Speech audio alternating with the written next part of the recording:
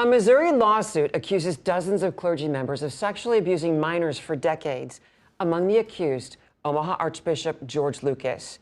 Thanks for joining us. I'm Julie Cornell. I'm Rob McCartney. More than 24 anonymous plaintiffs accuse the St. Louis Archdiocese and the St. Louis Archbishop of turning a blind eye to the sexual assaults. Tonight, KETV News Watch 7's Maddie Augustine breaks down the lawsuit. Maddie? Rob, Julie, one of those plaintiffs accuses Archbishop George Lucas of sexually assaulting them as a teen in 1988. Now, 36 years later, the Survivor Network of Those Abused by Priests, or SNAP, says these plaintiffs are courageous for coming forward.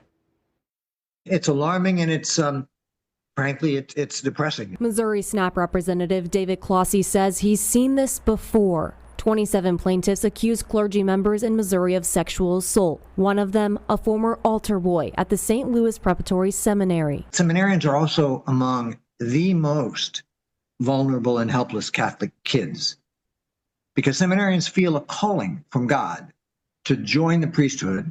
The seminary is where he says he met Omaha Archbishop George Lucas, who was a priest and dean of education at the seminary school at the time. The church is not a democracy. So that gives a seminary head, again, extraordinary power over very vulnerable and devout teenagers. The plaintiff accuses Lucas of sexually abusing him when he was a junior in high school. Clossy says it's difficult for children to realize something may be abuse until decades later. The single most common coping mechanism for people who are sexually abused as kids is denial, followed by minimization. The plaintiff says Lucas would require him to meet for regular one-on-one check-in sessions that would eventually, quote, prove to be a ruse for Father Lucas to sexually abuse him. He also alleges Lucas failed him on an assignment and told him he could perform sex acts on Lucas for a better grade. In a statement, Lucas says, quote, I categorically deny the accusation made by an anonymous person. I have never had sexual contact with another person.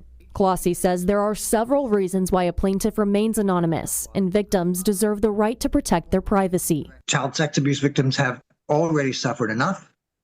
Many of us feel inadequate, ashamed, embarrassed. We doubt our own sexuality.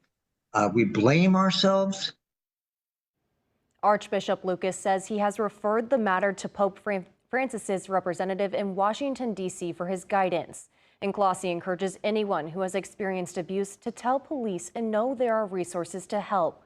More information on the lawsuit and SNAP can be found in this story at KETV.com. Back to you. All right, Maddie, thanks.